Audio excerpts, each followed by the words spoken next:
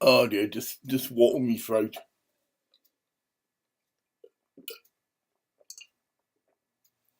Oh dear. Ooh, one of these energy drinks you can get, but it's mango.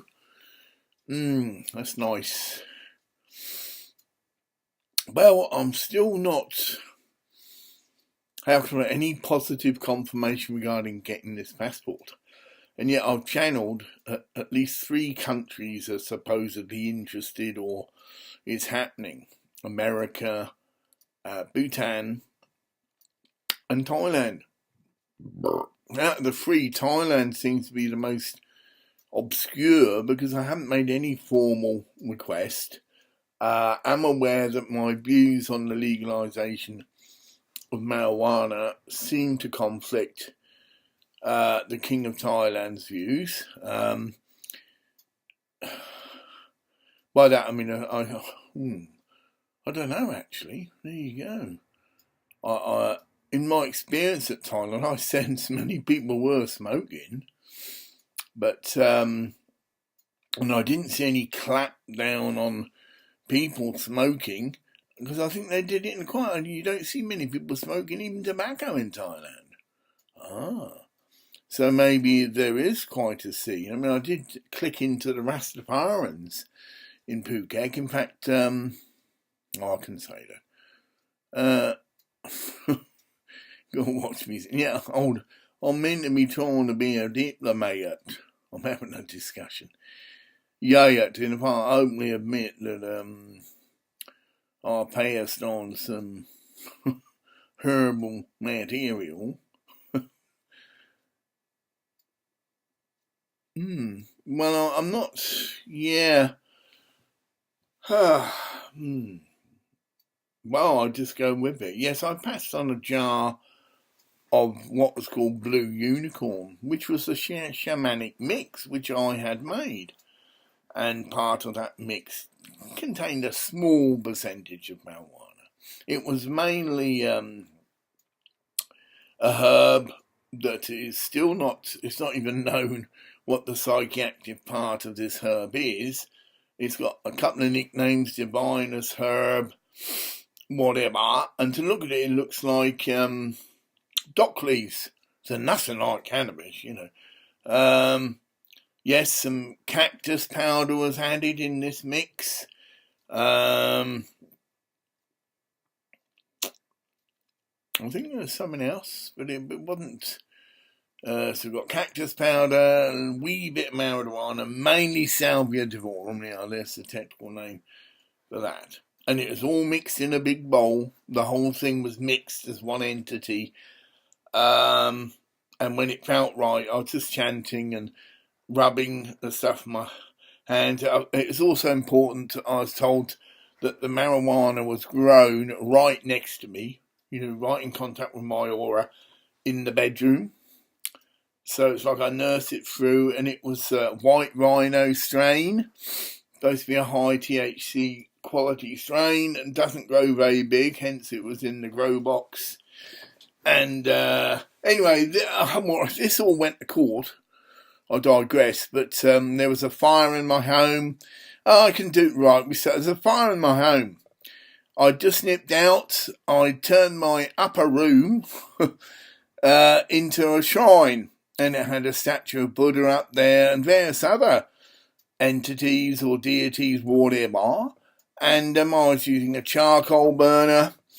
And I'd finished, and I'd blown the charcoal out, because, well, it wasn't the charcoal, before you have a candle under the charcoal, which ignites the charcoal, and I was using, well, the real McCoy, plant resin mount modules, like they use in sensors in most big churches, Roman Catholic churches.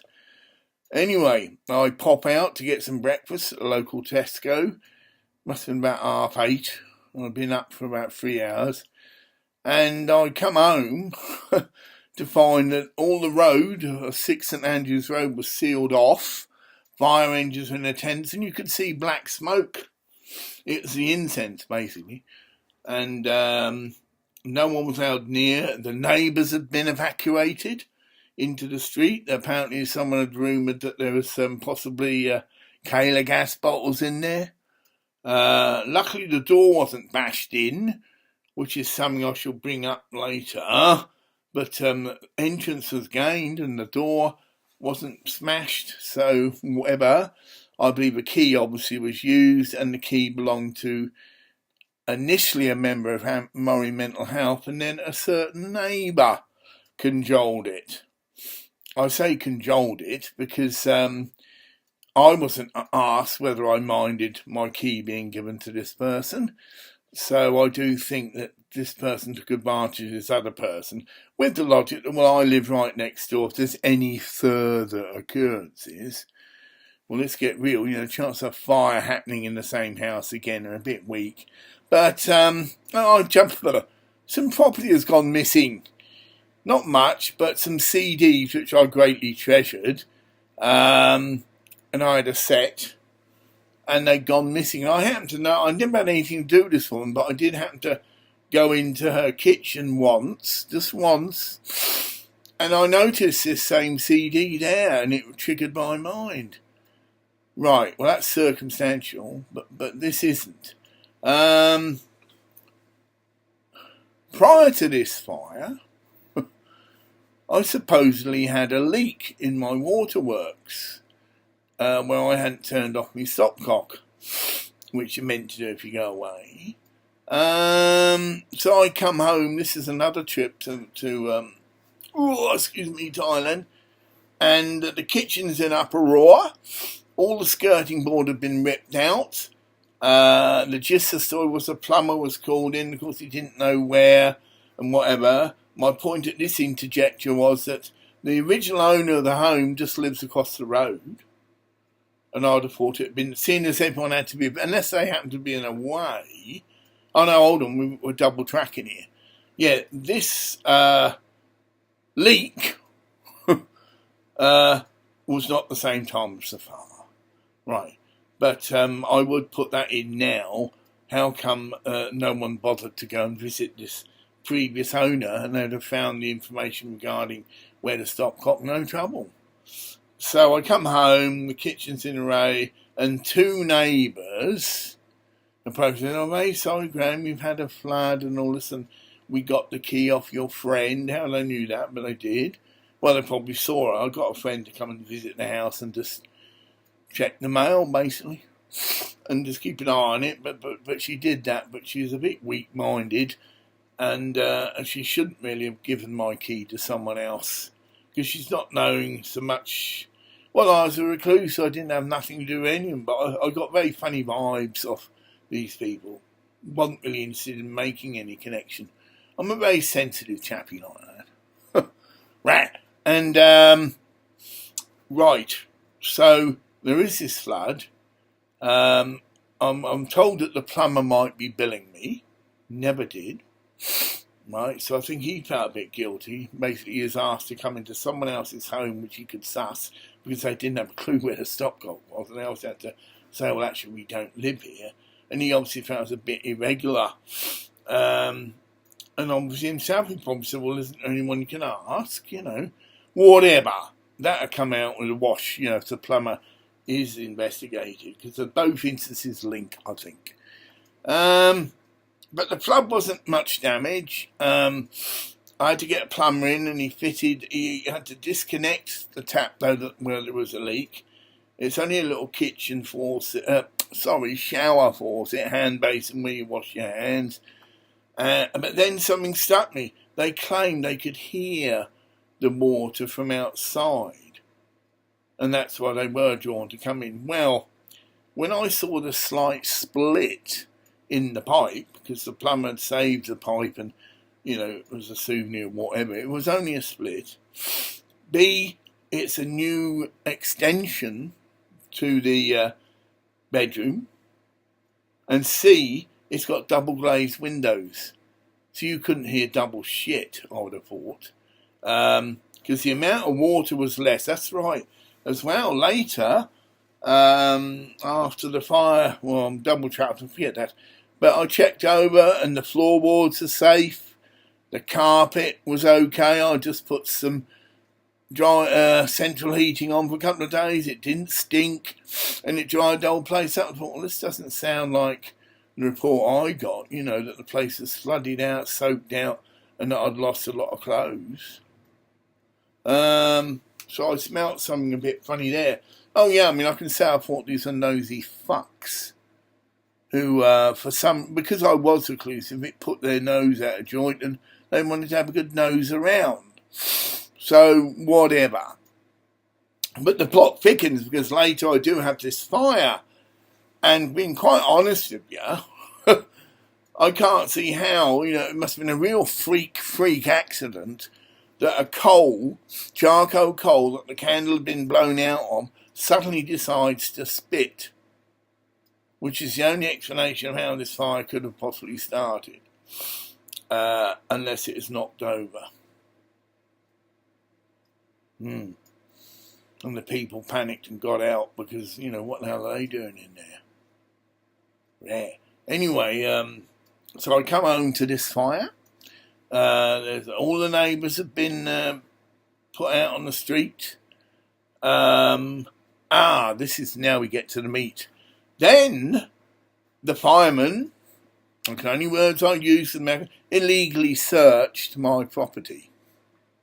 There were jars of herbal matter, my shaman's mix, stashed under the throne where I sat to do my, you know, offering of incense worships as a sacred space.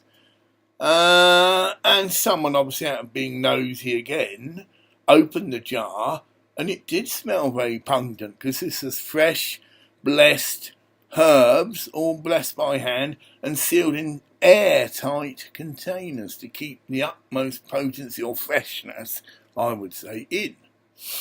From this, when the police come, or they might come first, I don't know the procedure when you have a fire, but I would have thought technically the police have got to oversee any breaking into someone's house because they, you know, and obviously they panic a bit and make sure no one is in there. Someone might have said, oh, he's probably in there and he's passed out.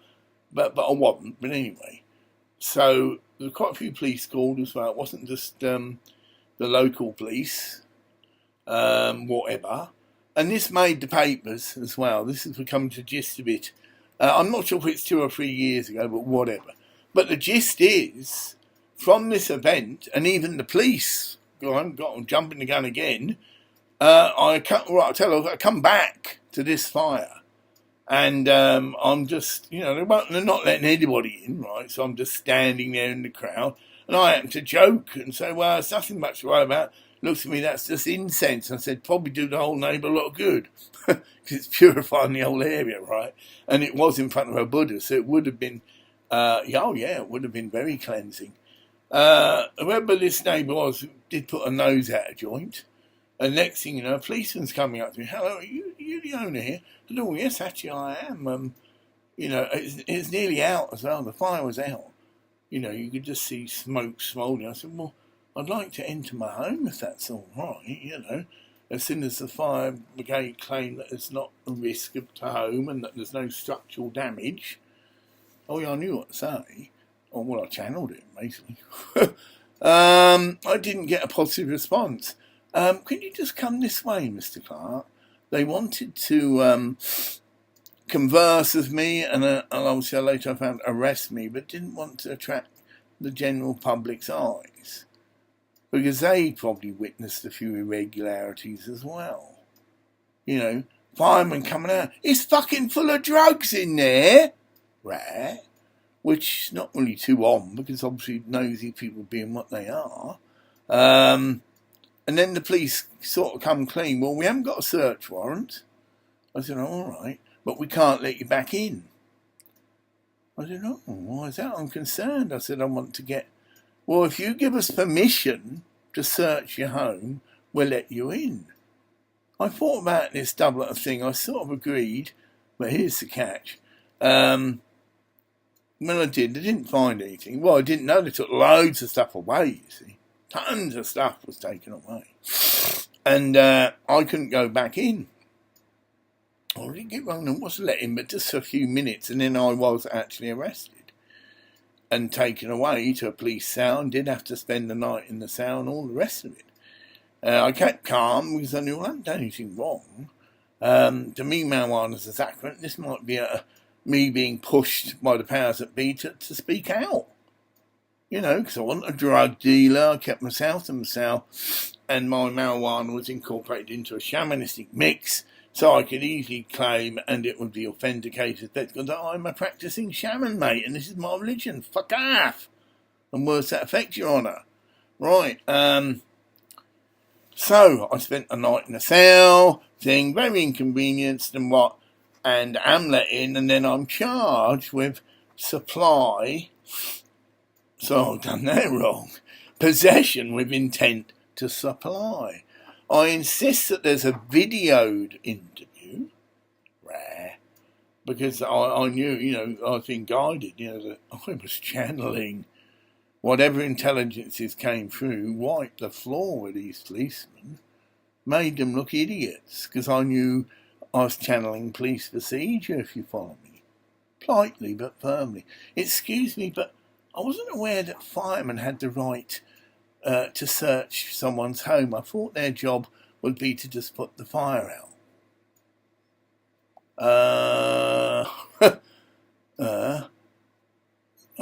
There was a bit of a pregnant pause. I've been told that it was firemen that illegally opened my jars and then passed it on to the police. There's some in here, whatever, Again, a deathly silence. No denial, but also no... I see, because I might have to take... This is right then. I might have to take these firemen to court. I said, if this is in America, I could sue the shit out of you all. And there'd be no case, because it's a legal search. It's someone's home that's on fire, and they're refusing to let him back in on the pretense that he might hide evidence. Come on, they had the jars, which they did take away. What they opened to find? Loads of LSD or something. You know what I mean? It really was over the top. Right? I mean, they had enough to clearly, if I was a drug dealer, and if this material which they took away was illegal, that's it. But no, that they were very, no, you can't go back in and all this. So when I came to make a statement, I ensured it's videoed and recorded. And about 4 times, I've got a written transcript. I said, can I have a blood test, please? I said, well, surely the gist of this is, am I or do I take illegal drugs? And I don't. And I'd like a blood test, please. Didn't like that. Police don't like being told. And plus that, I was picking them up on correct procedure. Right, so they didn't allow me, but I made sure politely and firmly I'd asked at least 4 times. And this was mentioned in the written transcript I've got, and I made a written, channeled response to the fiscal, pointing out all these irregularities. Right? Pointing out that I have a perfect right to remain silent about certain questions if the answers could possibly incriminate me. And this is in the context of, have you ever grown marijuana in this chest? But seeing there was nothing in the chest, and that the so-called, the marijuana was grown 10 months prior, and no follow-up crop, I might add, which is generally the procedure, you can grow a crop in these machines every 3 months, showed that I was only after a small quantity, and then the insistence on a blood test showed that I wasn't actually an active consumer, and then the final coup de grace came when they implied I was a drug dealer. I said, that's absolute bollocks, I said, excuse me, and I did swear, I'm a fucking recluse. I then went to expand on that point. I said, I don't go to any local pubs. You can check that with all the publicans around here. But I certainly don't go to any drug-dealing pubs like the ones down in Forest and that. I know of them, as everyone does on the street. And I'm sure the drug squad knows them, and they're monitored, and they would have to confirm that Mr. Clark's never set foot in them. And then the final coup de grace was, I'll use their own language, not quite the profile of a drug dealer. Then they come to the point, again was thrown out on their face, hold on, Mr. Clark, we found bank account details which stipulate that you've got an account with £60,000 in it. I then interject, quite humorous, and say, excuse me, it looks to me that you've got put 2 and 2 together and come up with 6. Right? I said, that bank account is perfectly legal and it's an inheritance from my father. And there's a lot more originally, but one thing and another. But anyway, that is part of that, and it's nothing to do with the sale of drugs. They'd already made the charges. They didn't want to lose face and look a bunch of fucking idiots. But obviously, luckily in Scotland, everything like that goes through a fiscal first. And especially as I did a very lengthy, detailed interview, saying they were trying to get me to talk about my shamanistic beliefs. And I said, no, look, this is personal and private, You want to learn about shamanism, I can guide you to a few books. Probably hoping I'd say something so off the wall that my credibility would have been shattered, but I didn't. Then they did say, well, what were you using this? They finally agreed to call it incense mix. I said, well, it would sometimes be used on very special occasions, because I said it's quite expensive to make. It's another point. I said the cactus powder was imported from South America, big kilo drums, right? Red cactus. It was, I don't think it was peyote, but whatever. Because it didn't really matter. I shared that a few times. Just cactus powder would have been sufficient for this mix. So it wasn't considered a major ingredient. The salvia divinorum it was mainly that herb. And it's still being investigated on what this herb is. That's interesting as well. But there you go. It doesn't fit your normal psychedelic material. And it's known as divine.